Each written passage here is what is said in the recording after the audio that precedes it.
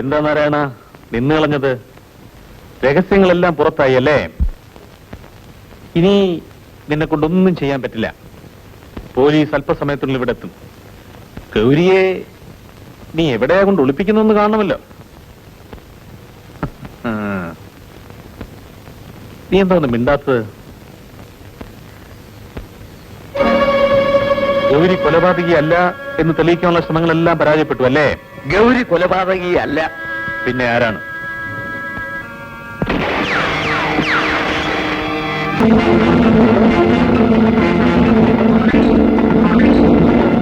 Drop the pistol.